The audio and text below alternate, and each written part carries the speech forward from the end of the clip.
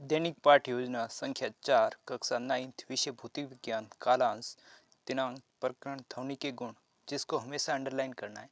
अवधि 35 मिनट। विद्यालय का नाम राजकीय जो भी आप इंटर्नशिप कर रहे हो या ब्लॉक टीचिंग कर रहे हो वो लिखनी है। इसके बाद शिक्षण उद्देश्य जिसमें आपको 2 कॉलम बनाने। पहला शिक्षण उद्देश्य और दूसरा अपेक्षित व्यवहारगत परिवर्तन जिसमें पहला उद्देश्य ज्ञान जिनके व्यवहारगत परिवर्तन इस प्रकार है। विद्यार्थी ध्वनि तरंग की परिभाषा का प्रत्यास्मरण कर सकेंगे। विद्यार्थी ध्वनि के गुणों का प्रत्याविज्ञान कर सकेंगे। अवबोध जिसमें विद्यार्थी ध्वनि के गुणों की व्याख्या कर सकेंगे। विद्यार्थी ध्वनि तरंगों की प्रकृति व संचरण से संबंधित उदाहरण दे सकेंगे। अनुप्रयोग जिसमें व्यवहारगत परिवर्तन इस प्रकार है। विद्यार्थी ध्वनि के गुणों से संबंधित ज्ञान का दैनिक जीवन में उपयोग कर सकेंगे। विद्यार्थी ध्वनि के गुणों से संबंधित तथ्यों का नवीन परिस्थितियों में उपयोग कर सकेंगे। कौशल विद्यार्थी ध्वनि के गुणों से संबंधित प्रयोगों का मॉडल बना सकेंगे। इसके बाद इसका दूसरा उद्देश्य का व्यवहारगत परिवर्तन इस प्रकार है। विद्यार्थी ध्वनि के गुणों से संबंधित प्रश्न सरलता से शीघ्रता से व शुद्धता से कर सकेंगे। अभिरुचि जिसमें विद्यार्थी की ध्वनि के गुणों विषय के प्रति जिज्ञासा प्रवृत्ति विकसित होगी। विद्यार्थी की ध्वनि के गुणों से संबंधित अधिक से अधिक प्रश्न पूछ सकेंगे। अभिवर्ती विद्यार्थी का ध्वनि के गुणों विषय के प्रति वैज्ञानिक दृष्टिकोण विकसित होगा। सहायक सामग्री ब्लैक बोर्ड संकेतक एवं चार्ट। शिक्षण विधि एवं प्रविधि प्रदर्शन युक्त व्याख्यान विधि एवं प्रश्नोत्तर विधि। इसके बाद पूर्व ज्ञान जिसमें विद्यार्थी ध्वनि के विषय में सामान्य जानकारी रखते हैं। प्रस्तावना करनी है जिसमें आपको 3 कॉलम बनाने होंगे। पहला क्रम संख्या जो कि बिल्कुल छोटा कॉलम होगा। दूसरा छात्राध्यापक क्रियाएं विद्यार्थी क्रियाएं। इसमें पहला सवाल ध्वनि का संचरण मानव कर्ण तक किस माध्यम में होता है? वायु द्वारा। वायु द्वारा ध्वनि का संचरण किसके द्वारा होता है? वायु के कणों द्वारा। वायु के कण कर्ण के किस भाग तक ध्वनि लेकर जाते हैं? कर्ण पटल तक। चौथा कर्ण पटल का मुख्य कार्य क्या है? ध्वनि को सुनना। ध्वनि के गुण बताइए। निरुत्तर। उसके बाद हम उद्देश्य कथन करेंगे जिसमें आज हम ध्वनियों के गुणों का अध्ययन करेंगे। इसके बाद आपको प्रस्तुतिकरण जिसमें आपको 5 कॉलम बनाने। पहला शिक्षण बिंदु व विषय वस्तु विश्लेषण। उसके बाद छात्राध्यापक क्रियाएं विद्यार्थी क्रियाएं सहायक सामग्री और श्यामपट्ट कार्य। पहला शिक्षण बिंदु ध्वनि का संचरण जिसमें विकासात्मक प्रश्न। मानव शरीर के किस भाग से ध्वनि उत्पन्न होती है? वाक तंतु से। वाक तंतु से किस प्रकार की ध्वनि उत्पन्न होती है? विभिन्न प्रकार की ध्वनि। तीसरा सवाल ध्वनि का एक स्थान से दूसरे स्थान तक पहुंचना क्या कहलाता है? निरुत्तर। उसके बाद छात्राध्यापक कथन करेंगे।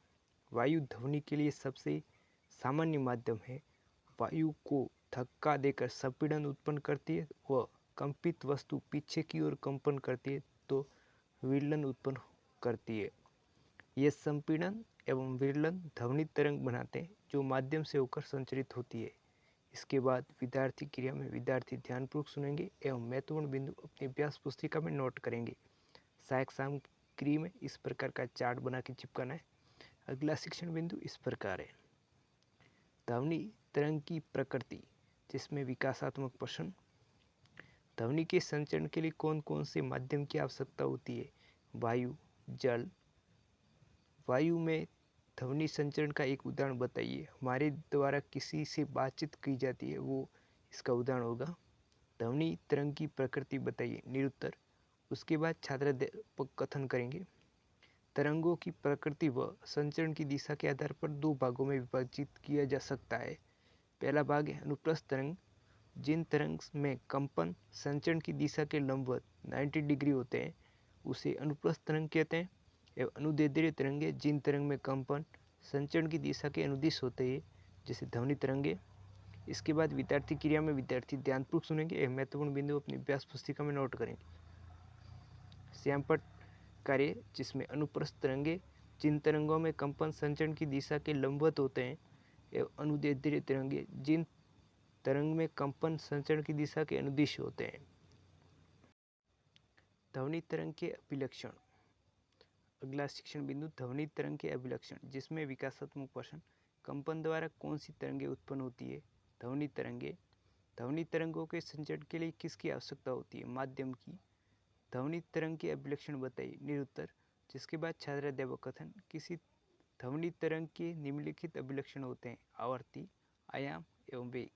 आवर्ती किसे कहते हैं? एकांक समय में इन दोलनों की कुल संख्या ध्वनि तरंग की आवर्ती कहलाती है। कितने दोलन वो एकांक समय में करती है उसे आवर्ती कहा जाता है। आयाम किसी माध्यम के मूल स्थिति के दोनों ओर अधिकतम विक्षोभ को तरंग का आयाम कहा जाता है। वेग किसे कहते हैं?